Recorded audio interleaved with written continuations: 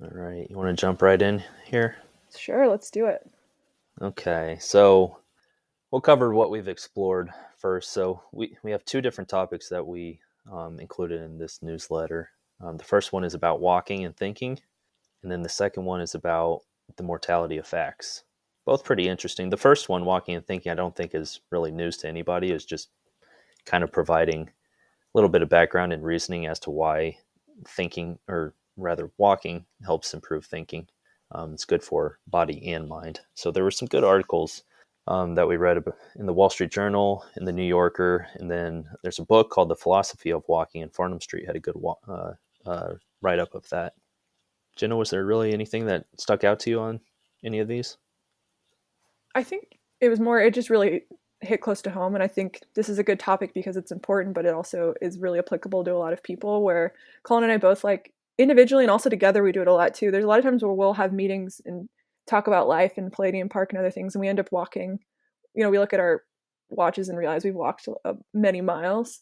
And so, yeah, I like that it's these. When you read through these articles too, they talk about physiologically the reason behind it, because there's a lot of anecdotal evidence through history, right? It's like Benjamin Franklin, Thoreau. There's all sorts of people, really esteemed people, that have talked about this. And I think especially now with technology and with most people sitting in cubicles inside, and having their phone and other things, it's good to at times disconnect and go for, even if it's a short walk, to be able to really think and not be distracted. And we both enjoy that, I know.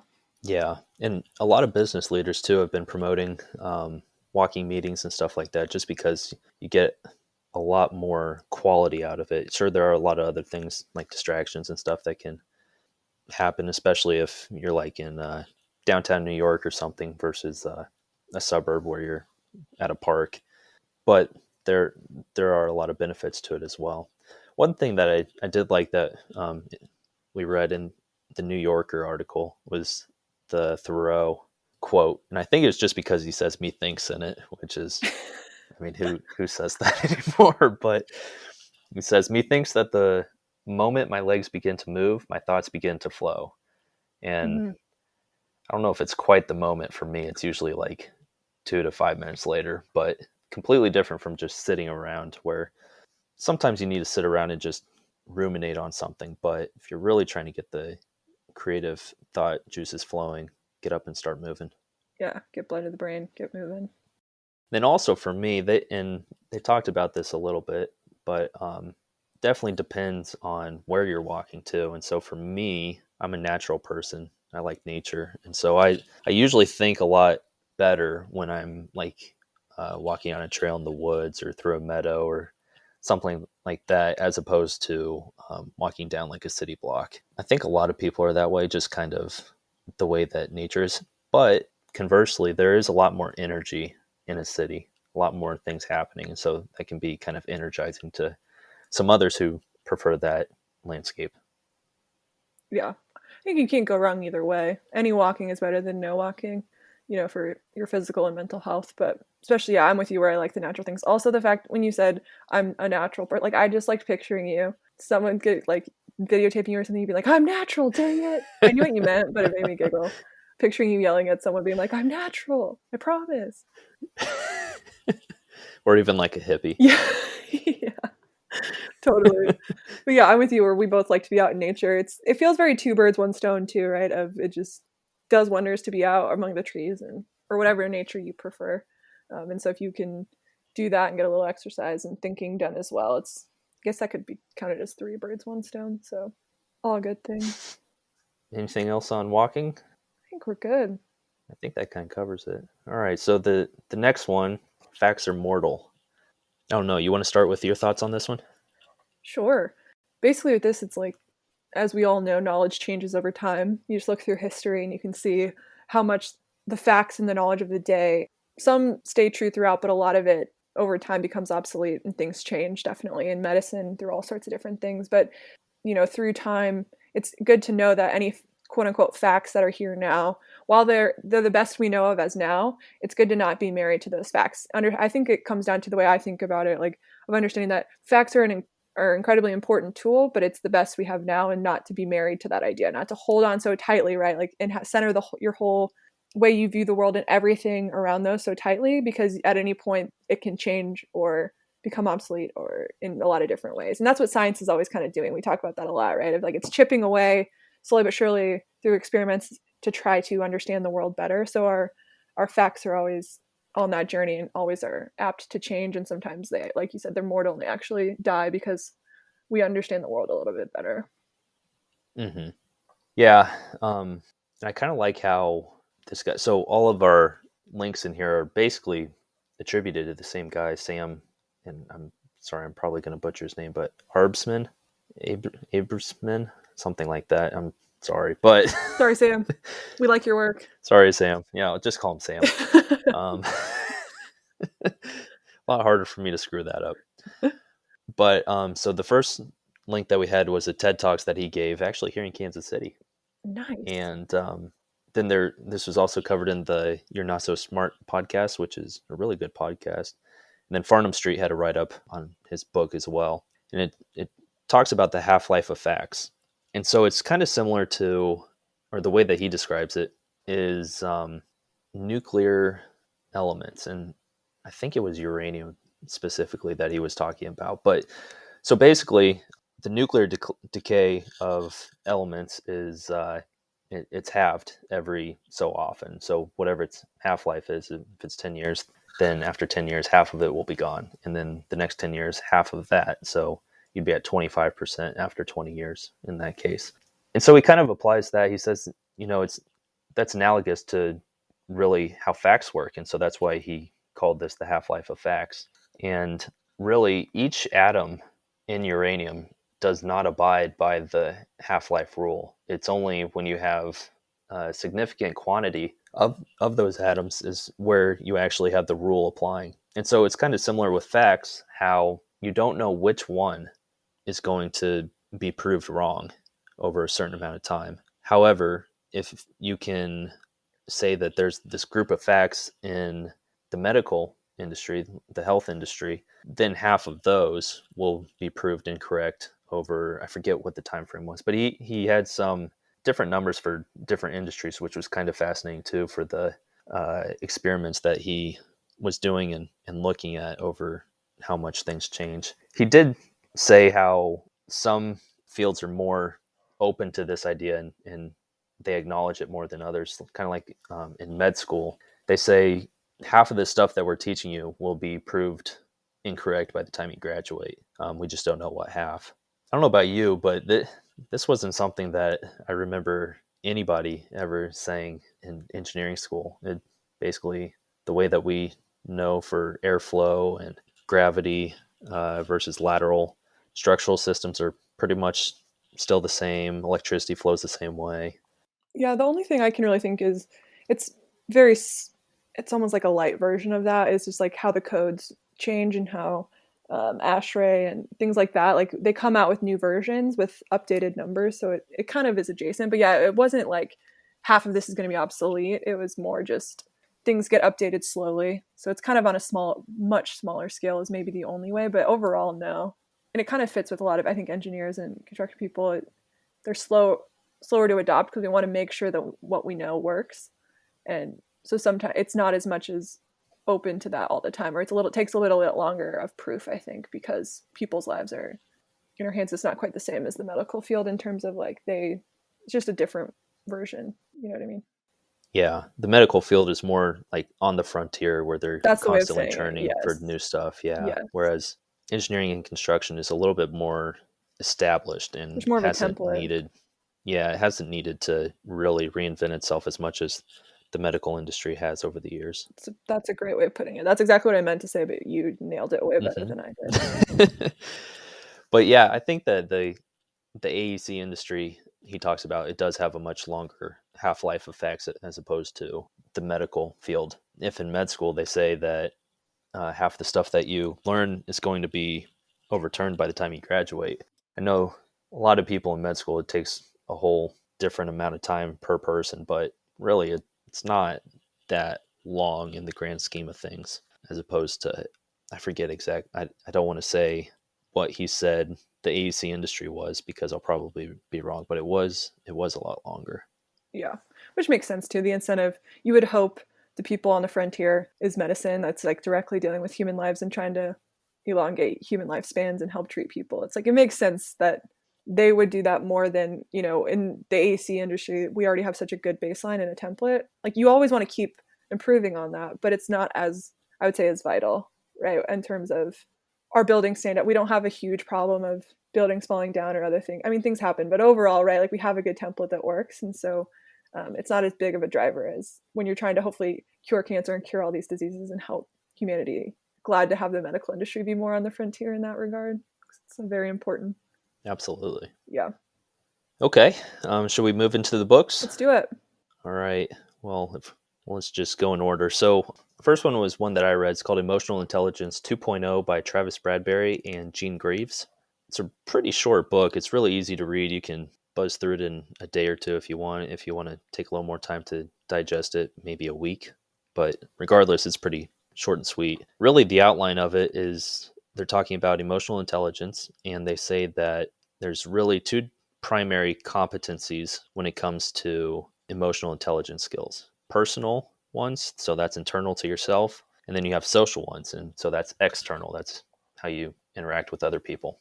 Both of those can be further broken down into two other categories. So for personal competence skills, those are made up of your own self-awareness of yourself, and then how you manage yourself, your self-management skills, basically like self-discipline. And then conversely, for the social side, the external side, how you deal with other people, that competence is made up of social awareness and social management skills. So social awareness is how you understand that other people perceive you, and then social management is how you actually are interacting with other people.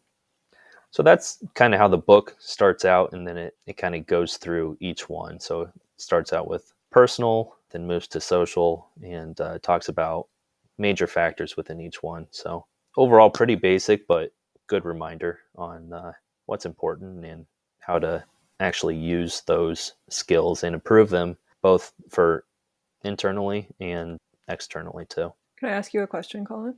Please I'm going do. to put you on the spot, but I'm curious. Is there something? Oh, What? we can edit it. We can We can edit always this edit out it out. if Good. I fail. Yeah, Yeah. great. Can't wait.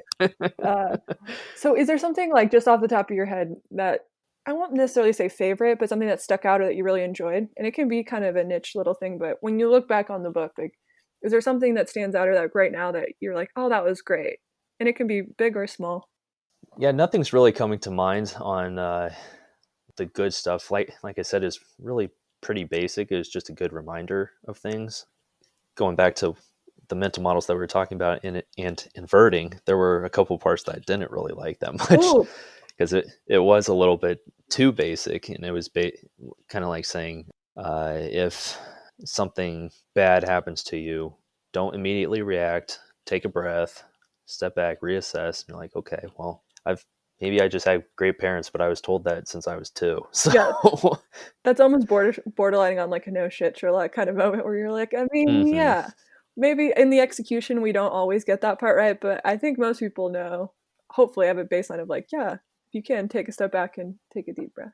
That's great. Invert right. that question. I love it. Was there anything else that stood out that you were like, oh, I don't agree with, or you didn't love?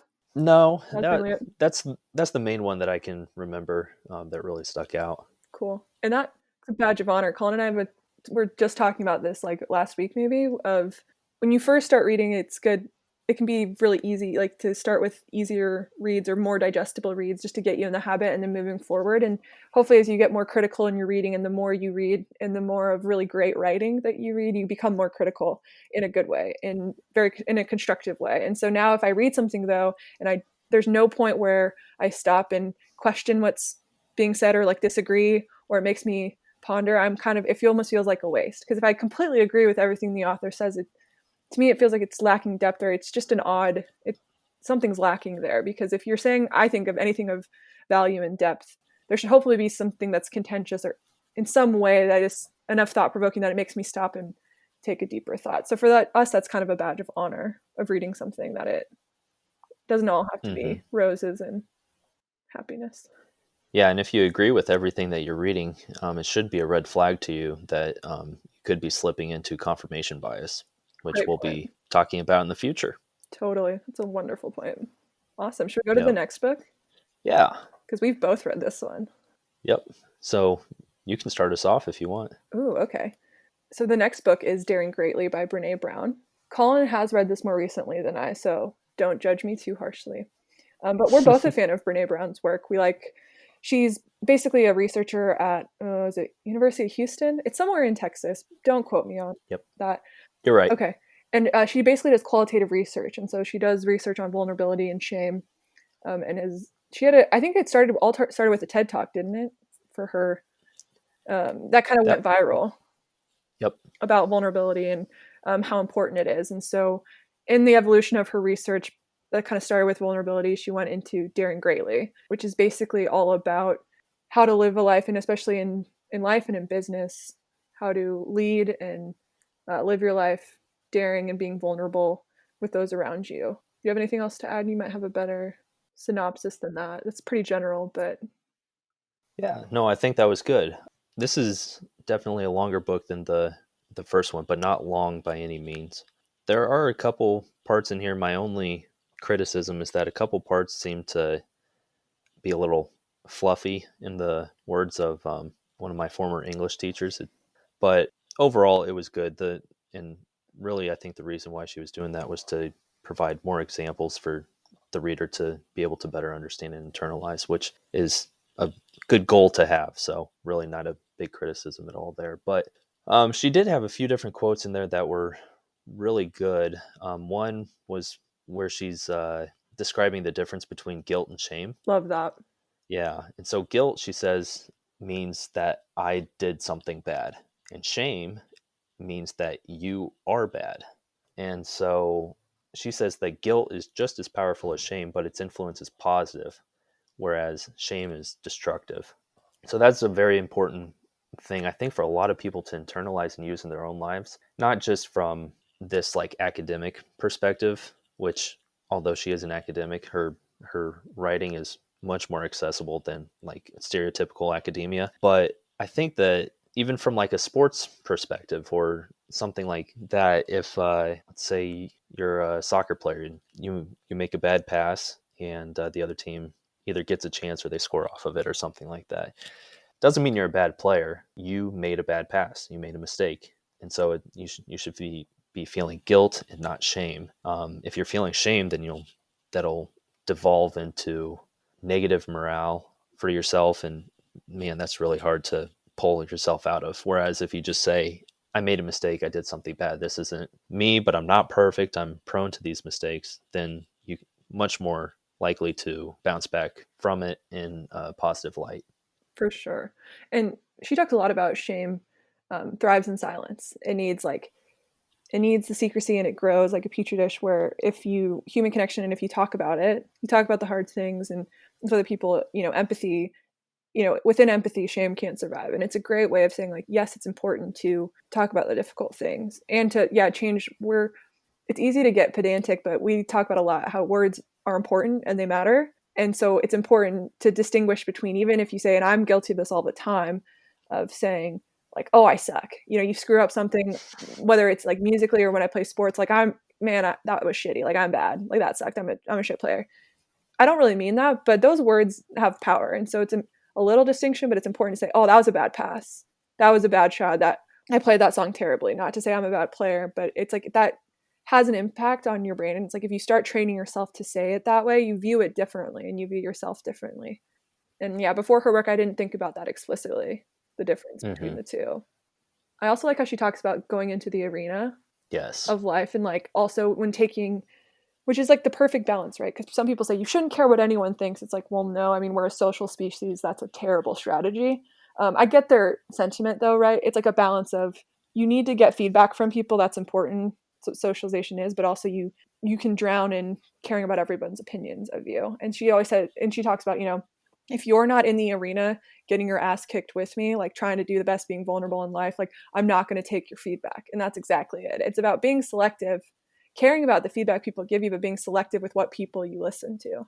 I love the way she said that. It's such a great imagery for that because that's what it feels like sometimes. I like that she doesn't sugarcoat it.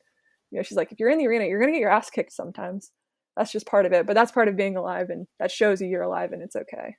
Mm-hmm. Yeah, part of the human condition. Yeah. One last quote on this one before we move on.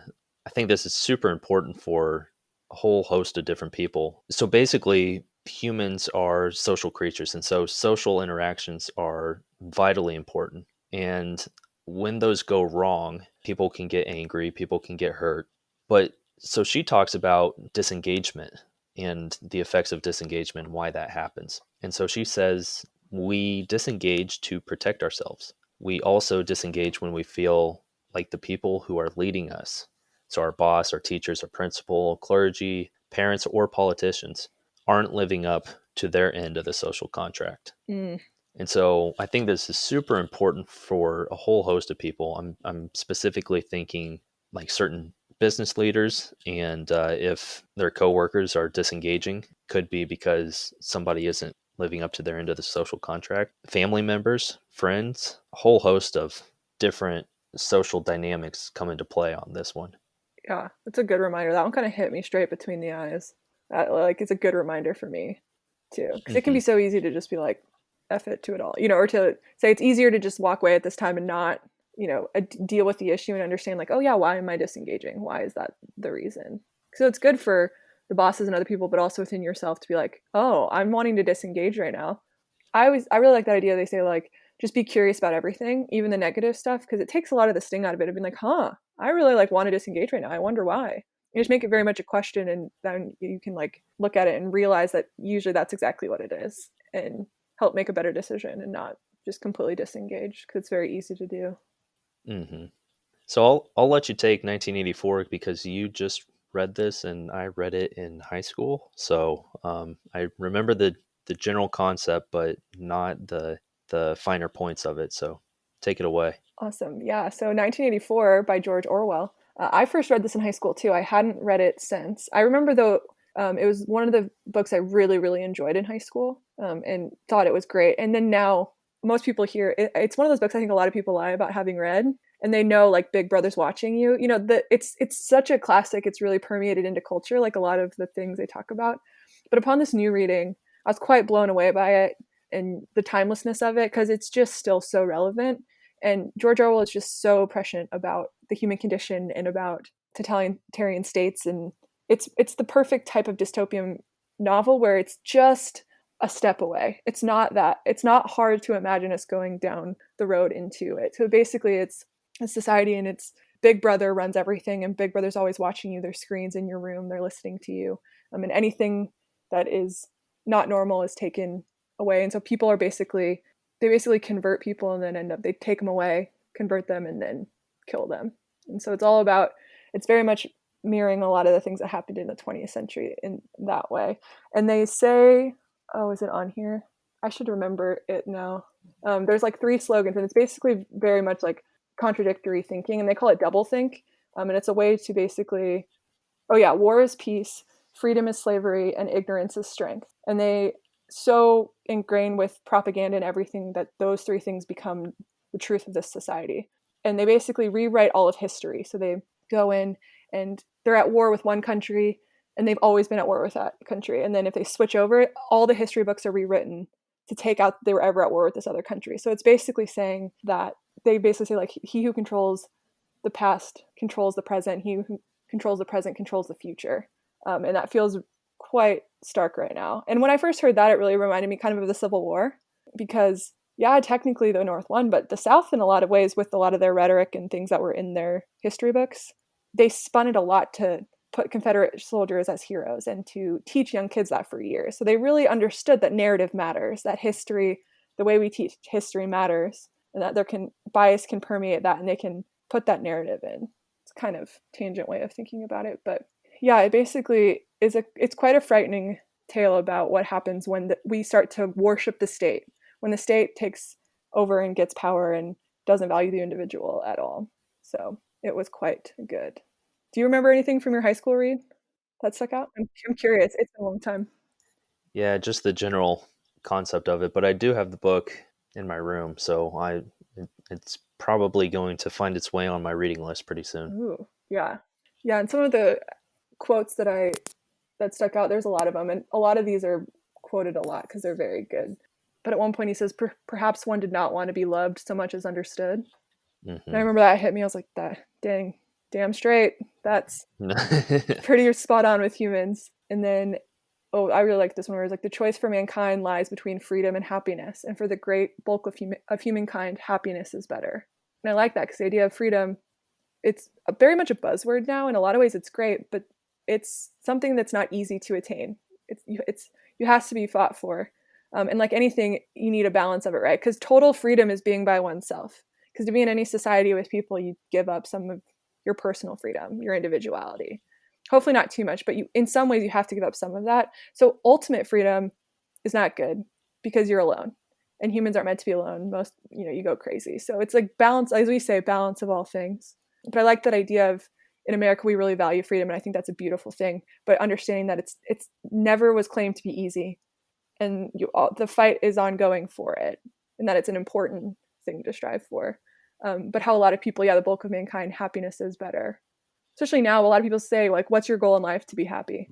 Oh, you know how I feel about that. Where you get the sentiment, but it's very poor wording, and it's not quite right. Ooh, sorry, one more. I forgot about this one. This one, I remember when he said sanity is not statistical. Yes. Because he's at his own point. He knows that he is living in truth and everyone else is buying the lies and saying, like, you can still be right and sane as a single entity. And I really like that because that's very hard to do as a social creature, to understand that sometimes the minority is right, and it's important to, just because you have the statistics and you're in the majority does not mean you're always right. You could be, but not always. So overall, a great timeless read about humanity and totalitarianism and everything in between. Yep. He's a titan of an author when people take your last name and use it as a description for something else, like Orwellian. Yeah, you've made it. Yep. And you can see why too. When you read it again, you go, oh, this stands up. As an adult, it's one of those things where even in high school I was like, this is great, but as you get older, it's like you just get so much, the depth of it sinks in so much more when you read it and have some experience in life behind it, and you just go, oh yeah. As you read it more, there's just so much more to get out of it. Yeah. Yep. That's the last of the books. All right, we'll move into what we're thinking about then. This was kind of a head scratcher for us and a roller coaster of emotions while we read it and talked about it. And from talking to some of the people who read the newsletter too, this really stuck out to them. I don't know if it was the bias where this was at the end for the reason why it stuck out, or just the absurdity of it. Yeah, I don't know, but it really was crazy. So anyways, in the New York Times, there was an article a few weeks ago about how people are flying nowhere, literally flying nowhere. It's these tour flights where they go to an airport, they get on a plane, they don't even get up to 30,000 feet. I think it was like 10 or 15,000, and just fly around. Most of this was taking place in like Australia, Southeast Asia, Japan. And so you're flying around the country or islands or the sea, and it's like a tour where you get kind of a bird's eye view from up there, and it simulates like you're traveling again. And you're having airline dinners, which I don't know why people are so crazy to have those come back, but I think they had a pretty nice one. I think if I remember correctly, it was like they was like they were quite like high quality airlines, and they had gourmet food, I think. But don't quote me on that. Okay. But still, maybe that played a role. Maybe, but yeah, it's still not great. Yeah, and so then after their tour is done, they come down, they land in the same airport where they took off and go home. So interesting. Yeah. Concept. Can I just say, when Collin sent this to me and it had the link and it said like people are flying nowhere, literally, and I go, that can't, because I just saw the link, I was like, that can't be what I think it is. Like, that is so absurd. There's no way. And I clicked on it and started reading. I was like, oh my god, it is exactly what you think it is.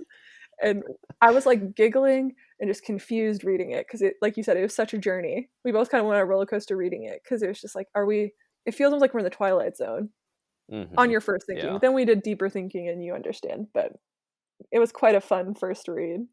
Right. Yep. And it should be noted too that where these are taking place, coronavirus is not as big of a deal. Still exists there, but it's nothing like what Europe and the United States have been experiencing. Great point. But yeah, so I think, and I don't want to put any words in your mouth, but I think our first thought was what is wrong with people? Why do they need constant entertainment? Yes. It just seems like these people are screaming, entertain me.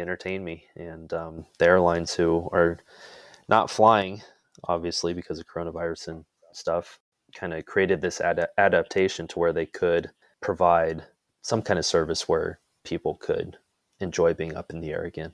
Yeah. And yeah, it was a mixture of that and you're like, even knowing their corona's not as bad, the idea of going onto an airplane without needing to go anywhere amid a pandemic just seems so absurd. Like it's just such a little tin can of easily spread. So I was just like, oh my gosh. And then too, like when you go, oh yeah, and planes are awful for the environment.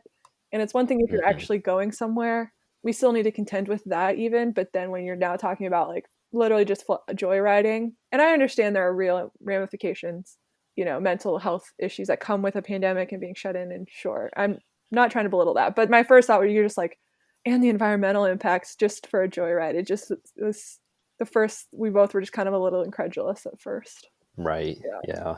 And especially this joyride. So then we started comparing it to like other touring services. So like a cruise, train, stuff like that. And, how do those impact the environment compared to this plane? And what's the experience like on those versus on a plane? And so I think a train isn't quite as bad for what it is emitting, like per passenger per mile. And it's usually, not always, but sometimes it's longer.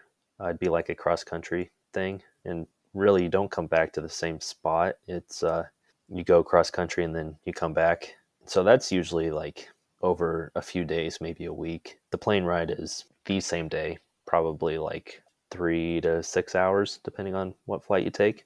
But a cruise ship, that takes a lot longer and it's a little bit worse for the environment based off of just the quantity of greenhouse gases that it emits per passenger. However, those gases are emitted basically literally at sea level. And the emissions from planes are up in the atmosphere. So a little bit more detrimental from where it actually is released, but still kind of putting that into perspective.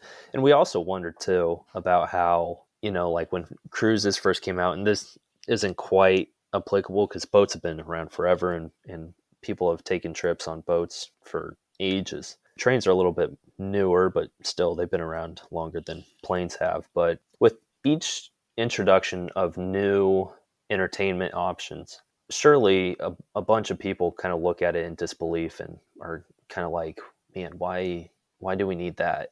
And so we started thinking how applicable that is for us, how this could be a new form of entertainment. And who knows if it's here to stay or not, but it could be. And are we the curmudgeons that throughout history have just kind of sat on the sidelines and wagged our fingers at them and denounced it? Kind of goes back to our non-binary objective of this is not good or bad. We're just trying to grapple with all of the unintended consequences and what it actually means. Well, that's the other thing too when you think of incentives and if invert this in a way, when you look at the airlines, right? If you're in charge of an airline, one, you're losing a ton of money, which is difficult, but more so, hopefully, they're thinking about all the people that they employ that their livelihoods depend on this industry, and the bottom's been completely taken out from underneath them. And so they're scrambling. And so from that perspective, when you're trying to keep people employed and keep them having a job, you can see, I'm not saying it's necessarily correct to do so, but you can see how, they're being resourceful and this is the solution that they've come up with. And so, yeah, it helps look at it where it's like, yeah, it's not some big bad thing where they're trying to have negative consequences. But I think too, in times like this, it's good to look at the whole picture because like, especially in the United States and like California, we've had more wildfires than ever before. And, scientists believe that it's not just managing the timber, which that's part of it, like forest management, but most of it has to do with the excess of storms because of climate change. And so climate change, most people, hopefully everyone soon believes that it's real, and it's very important. And so it's good to look at this holistically and look at and understand, right? It's not simply good or bad, but look really at the cost and benefit. And like you said, the consequences and the unintended consequences, as we're quite obsessed with that idea of how often we don't even consider the unintended consequences. And when we do, how not good we are a lot of times at understanding them. And so really trying to critically analyze it and understand all the costs that come from this and there are definite benefits too for the people that go and for the employees as well. But Right. Yeah, that's another thing to consider too, is how many people are keeping their jobs because of this option. yep. Yeah. So yeah, it just makes it a little more gray. Yep. Where we live. Amen. Yeah.